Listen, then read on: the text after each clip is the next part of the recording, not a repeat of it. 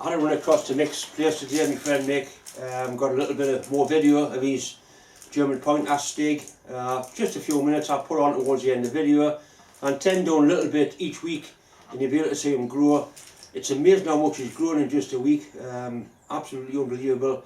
He's a proper little character and he's really got a fantastic, he'll have a fantastic life with Michael because he's got time to spend with him and he's really good with dogs. So it's going to be interesting to watch his progress over the next few months. There's a good chance if you watch my channel you'll also watch Keith Fenner and Adam Booth. Keith Fenner and Adam Booth were champion and runner-up in last year's 4-jaw chuck competition at the Bash. What they're doing this year, they're to try and raise some money towards the run of the Bash because it's quite an expensive thing to put on. Stan does a fantastic job of running it. They're doing a t-shirt, we've got one each. Sort of a vote, if you buy Keith's t-shirt, you're rooting for Keith. If you buy Adam's t-shirt, you're rooting for Adam. This of course is assuming that Keith and Adam are going to be in the final again this year. You never know what may happen. I've got a really annoying oil leak on this lathe. It's not pissing out, but there is signs of oil here. It's coming out the lid of the gearbox and running down the back of that nameplate, and it's making a mess on the bottom of the lathe. Also the oil that's in here is quite expensive, so I think I'll take the lid off and reseal it. It's quite a while since I was inside of here. Originally it did have a gasket on, and I've just sealed it face to face with silicone RTV sealant. So we'll take the top off and have a look inside. It's only held on with 2 bolts, which is possibly the reason why it leaks. I don't think you can ever actually get a British lathe totally oil tight, but I'm sure I can get it better than the way it is now.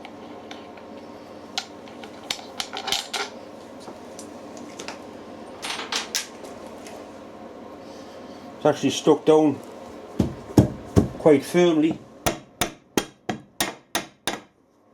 That's it.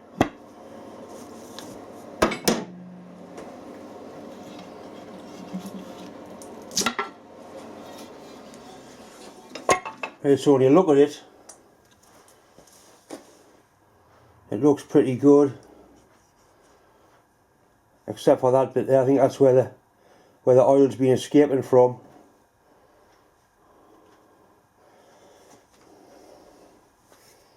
What I think I'll do, I'll scrape all the oil sealer off and put some new stuff on.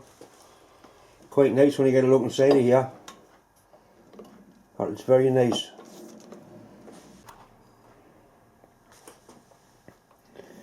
As you can see, it's quite meaty inside of here. These are gears. Some people call them cogs. They're not cogs, they're gears. Big clocks have cogs in them. Gearboxes have gears. It has got one really clever feature. Obviously when this is spinning around, the oil's really coming up here, hitting the lid, and it goes into this channel here, which runs around, drops down that hole, and it feeds the front taper bearing race. In the lid, that's a filler plug there. It's also a magnet which goes down through that hole and catches any bits of swarf that could be floating about in there. As you can see, it's nice and clean. You don't want bits of gear teeth sticking on there. Right, so I'll put a bit of rag in there to catch any of this silicone and I'll reseal it. But it's all good except that one bit there. And I'm pretty sure that's where the oil's been coming out of there.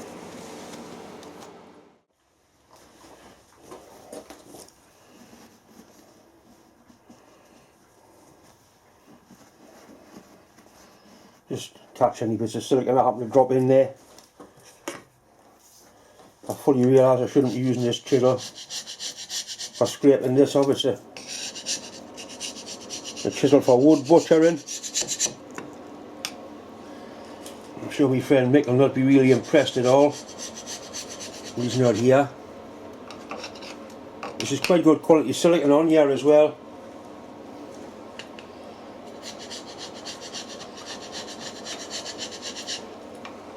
One good thing about it is it's black.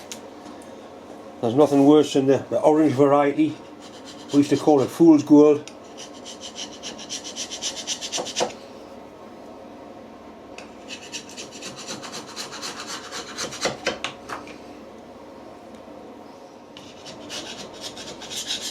Right, so that's all nice and clean now.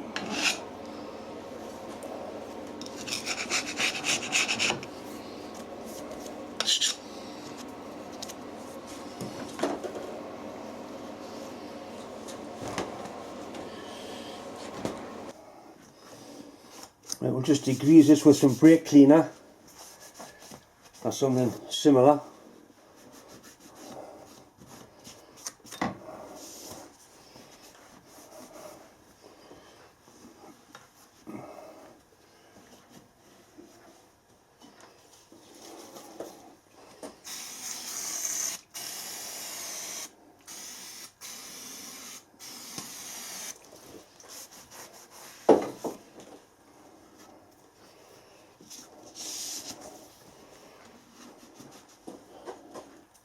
Right, we need a nice bead of sealer all the way around.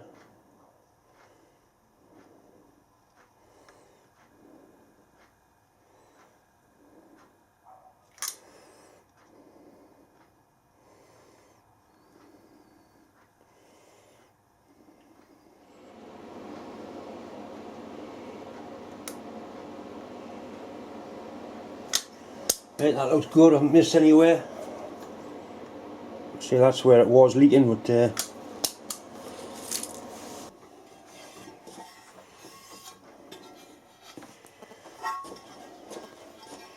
right, carefully put the top back on.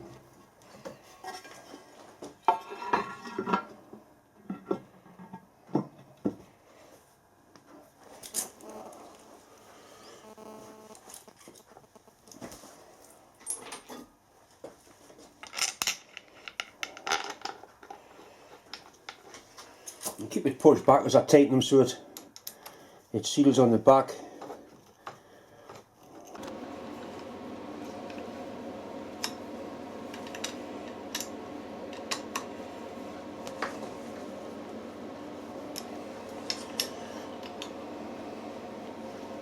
Right. The best way to take that off is not to wipe it off with your finger or a bit of rag. Leave it alone. Come back tomorrow when it's dried. Razor blade, it'll come off nice and clean.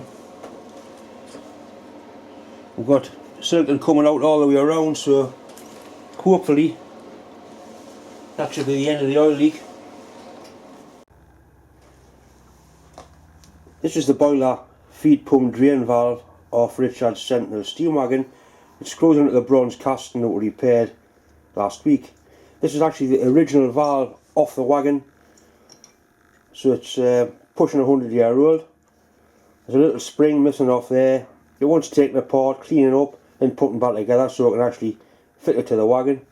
It's actually blocked up there with sediment, so it wouldn't work anyway.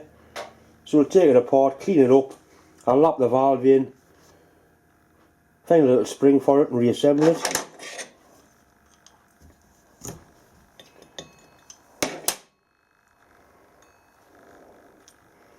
Simple enough valve, it's just a taper seat and a taper valve. But the work, they still make them the same, they still use valves exactly the same today, they just work.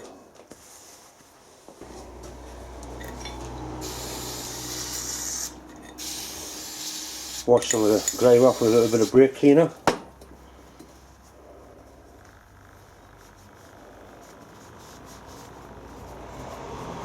So even the hole through the tapered cock part of the valve is blocked up with sediment. I'll get someone to clean that out with.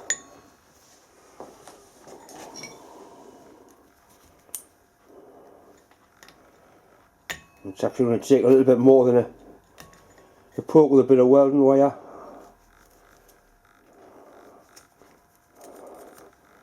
Probably a small drill will be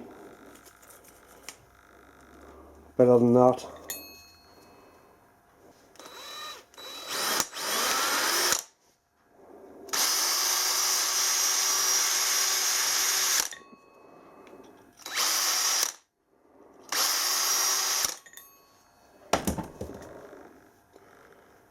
The first thing I'll do before I fully clean it is lap the two tapers in with some really fine grinding paste. Then I can wash it all off, polish it up, make a spring for the bottom and get it put back together.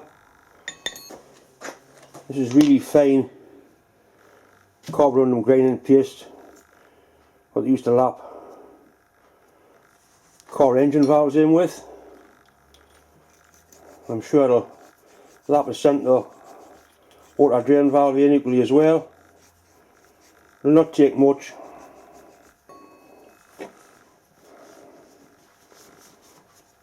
What you're looking for is a nice matte finish all the way down the valve. That one's a little bit more.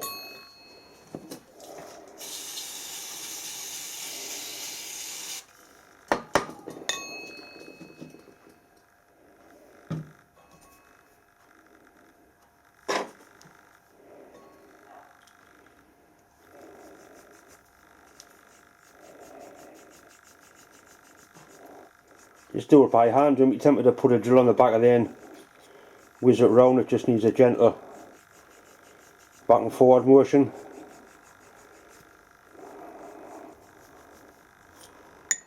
Right, that's starting to look a lot better. Right, we've got it all nicely cleaned up. That simply goes through there.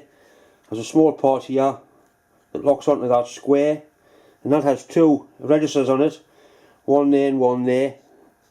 You can see where it touches onto the pin.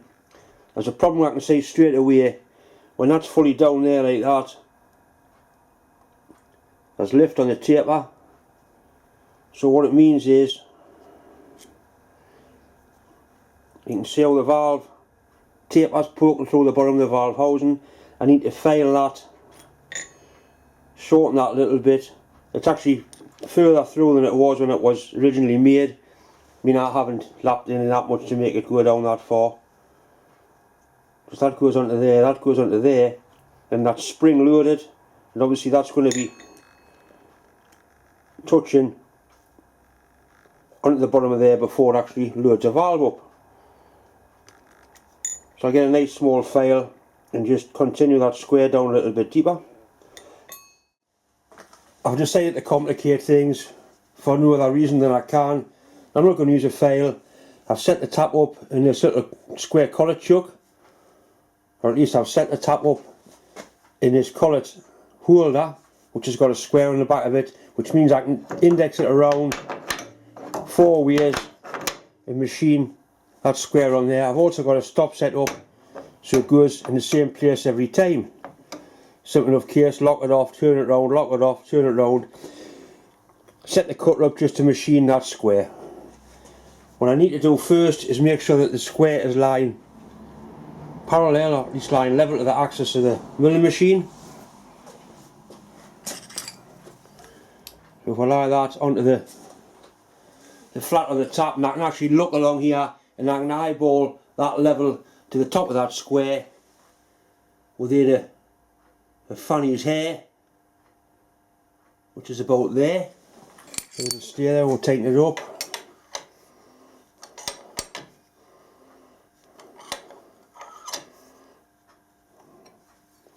I've had quite a few people ask us how thick is a fanny's hair. Well, a fanny's hair is not quite as thick as a fly's leg.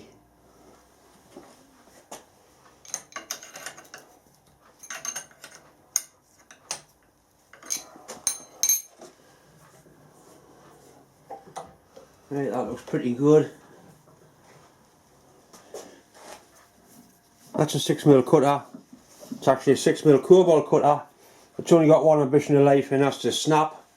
I'm going to run it as fast as it'll go, which is, I think it's 2800 RPM on this machine.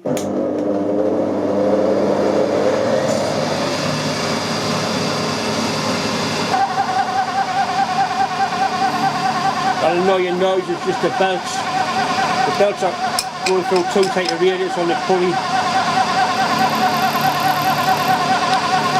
I want to try and do all this in one cut if I can.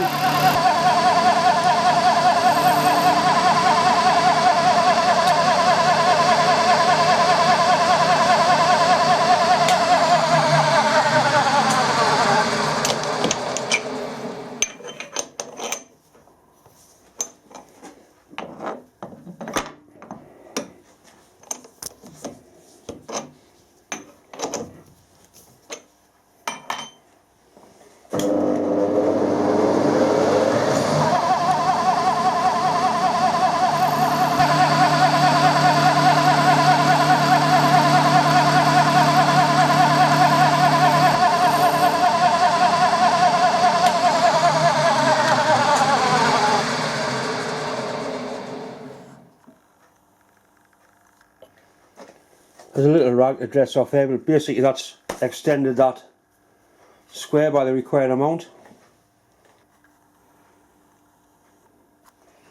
Really handy tool, these blocks. I've also got a hex one, so I can machine hexes on things. Obviously I can machine 2 flats on, I can machine 4.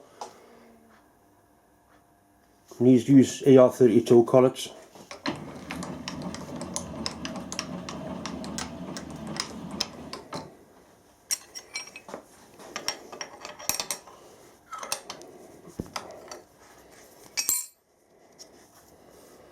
Bit of a long-winded way of going about it, but the machine's standing there doing nothing, so I might as well use it. Right, we'll try it back together again. Right, now that's actually touching, so when the spring goes on it will pull and push that right down into its taper.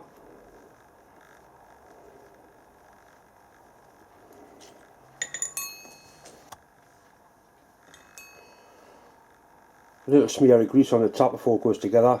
This is car drive shaft grease. Next I need to find a small spring to go down onto there. I was given a big tub full of old gas taps and fittings which I've kept, and I've managed to take off one of these valves, a nice spring and the 2 little retaining caps, which is going to be perfect for the job. There's a cup and a spring, another cup, and even a little brass split pin.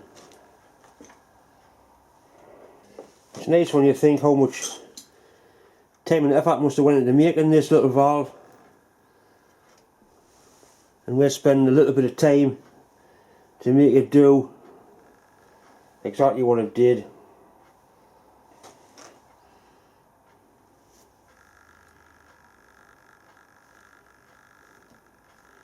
Come on, you snibble in there, you go. Just nice little brass split pin in the way it's supposed to be.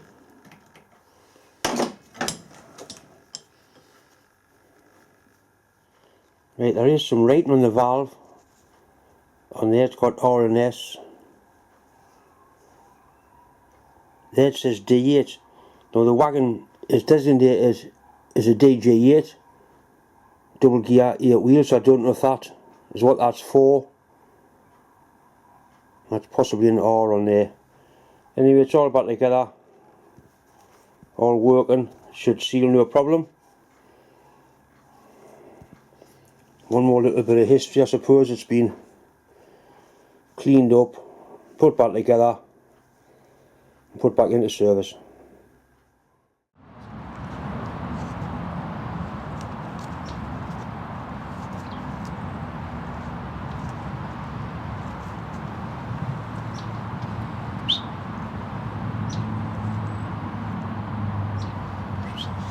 Yes, Stig.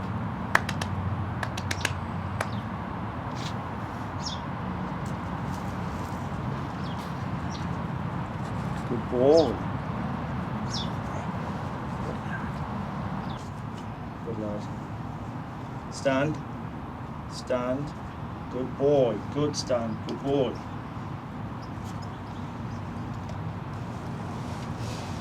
Stig.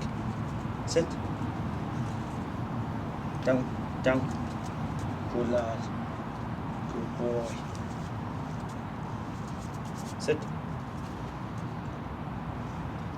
Stick. Shake. No. Shake. Shake. Shake. No. Shake. Stick. Shake. No. Down. Good boy. Sit. Good lad. Stand. Stand. Good boy. No. Stick. Stand. Stand. Good boy. Good boy. Stand. That's a good lad. Good boy.